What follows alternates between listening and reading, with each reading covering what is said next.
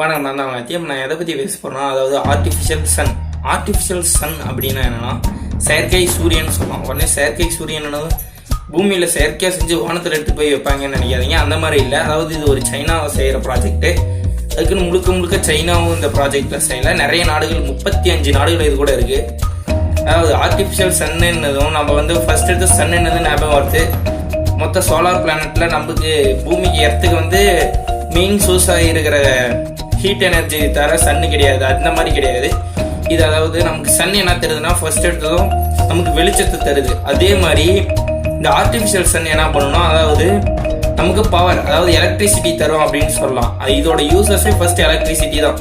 அதுக்கோசரப்பட்டு தான் இந்த artificial Sun ஆனது ரெடி பண்ணுறாங்க. இது ஃபர்ஸ்ட் எடுத்ததும் என்னன்னா, ப்ராஜெக்ட் 2006 ஆரம்பிக்கிறாங்க. அதாவது உலக நாடுகள், அதாவது 35 நாடுகள் சேர்ந்து இதை கட்டமைக்கிறாங்க. அதில் என்னன்னா, ஃபர்ஸ்ட் எடுத்தது இன்வெஸ்ட்மெண்ட் பண்ணது இதுதான். China, India, Japan, Korea, America அப்படின்னு சொல்லிட்டு பட்டியல் நீண்டிக்கிட்டே போவோம். இதை ஃபர்ஸ்ட் எடுத்தது நம்ம சைனா தான் இதை டெஸ்ட் செஞ்சு, அதனால சைனா தான் இதுக்கு முழுக்க நிறைய பவர் சைனாவுக்கு மட்டும் தான் போவோம் அப்படின்னு சொல்லிட்டு நம்ம நினைப்போம். எல்லா யூடியூப் சேனலும் அப்படி தான் சொல்லியிருக்காங்க. ஆனால் இது எல்லா நாடுக்கும், அதாவது இதில் இருக்கிற 35 நாட்டுங்களுக்கும் சரி பாதியாக தான் வரும் அப்படின்னு சொல்லலாம். அதாவது இன்வெஸ்ட்மெண்ட் தகுந்த மாதிரி அதுக்கு பவரானது வரும் அப்படின்னு சொல்லலாம். அதனால சைனாவுக்கு மட்டும்தான் அந்த ப்ராஜெக்ட் ஃபுல்லும் சைனாவுக்கு மட்டும் தான் யூஸ் அப்படின்னு சொல்ல முடியாது. அதாவது இது இப்போ புதுசாக என்ன திரும்ப சாதனை பண்ணியிருக்காங்கன்னா, அதாவது சூரியனோட வெப்பம் அதிகமாக 120 மில்லியன் டிகிரி செல்சியஸை எட்டியிருக்கு அப்படின்னு சொல்லலாம். அது 2 நிமிஷத்துக்கு பக்கமாக அவங்க இந்த ஹீட்டு ஆனது ஒரே நிலையில் வச்சுருக்காங்க. எப்படின்னா, ஃபர்ஸ்ட் 101 செகண்டுக்கு இதை அதாவது இந்த ஹீட்டை ஒரே நிலையாக வச்சுருக்காங்க. இதை வச்சு எப்படி கரண்ட் எடுப்பாங்கன்னு சொல்லிட்டு நீங்கள் யோசிக்கலாம். எப்படின்னா, அதாவது நியூக்ளியர் பவர் ஸ்டேஷன் அதில் எப்படி பவர் எடுக்கிறாங்களோ அதே மாதிரி தான் இதுலேயும் பவர் எடுப்பாங்க. ஆனால் அதில் நியூக்ளியர் ஃபிக்ஷன் நடக்கும், அதில் ஃபியூஷன் நடக்கும் அப்படின்னு சொல்லலாம். அதாவது நியூக்ளியர் ஃபிஷன், நியூக்ளியர் ஃபியூஷன் அப்படின்னு சொல்லிட்டு 2 டைப் இருக்குது. அதில் ஃபர்ஸ்ட் எடுத்ததும் நியூக்ளியர் ஃபிஷன்னா என்னென்னா, நியூக்ளியர் ஃபியூஷன்னா என்னென்னா, அதாவது ஒரு நியூட்ரான் எடுத்துக்கிட்டு நம்ம ஒரு யுரேனியத்து மேலே அதை மோத விட்டோம்னா, அங்கே அதிலேருந்து 2 நியூட்ரான் ஆனது பிரியும். நியூட்ரான்ஸ் பிரிஞ்சு போய் திரும்ப யுரேனியத்தை போய் இடிக்கும். இதே மாதிரி 2 4ஆகவும் 4 8ஆகவும் இதே மாதிரி போய்கிட்டே இருக்கும் அப்படின்னு சொல்லலாம். இதில் என்ன பண்ணுறாங்கன்னா, இதில் ஒரு ஹீட் எனர்ஜியை வச்சு கரண்ட் எடுக்கிறாங்க அப்படின்னு சொல்லலாம். ஹீட் எனர்ஜி வச்சு எப்படின்னா, வாட்டரை பாயில் பண்ணி அது மூலிமா வர ஸ்ட்ரீமை வச்சு ஹீட் எனர்ஜி எடுக்க எலக்ட்ரிக் எனர்ஜியாக மாற்றுறாங்க. அதாவது நியூட்ரானும் ப்ரோட்டானும் சேர்ந்தது டியூட்டான் சொல்லலாம். அந்த டியூட்டானும் 2 இடிக்கும் போது, அதாவது நியூக்ளியர் பவர் ஸ்டேஷனில் வர எனர்ஜியோட அதிகமாக எனர்ஜியானது நமக்கு கிடைக்கும் அப்படின்னு சொல்லலாம். அந்த அதிகமான எனர்ஜியை வச்சு நம்ம எலக்ட்ரிசிட்டி நிறைய ப்ரொடியூஸ் பண்ணிக்கலாம்.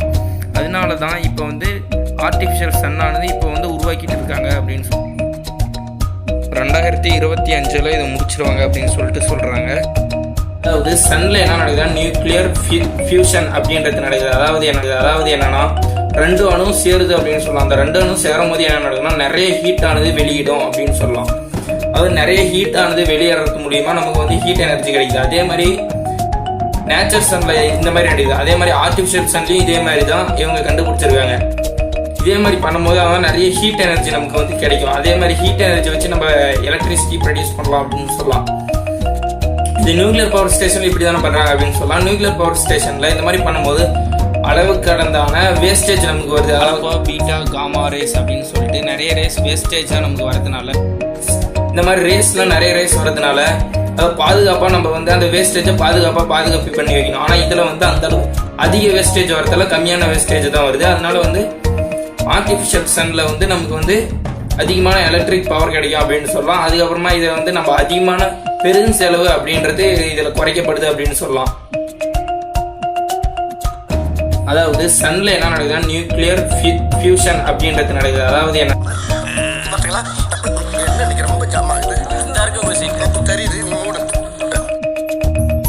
சவுண்டை குறா நீ வந்தோம்.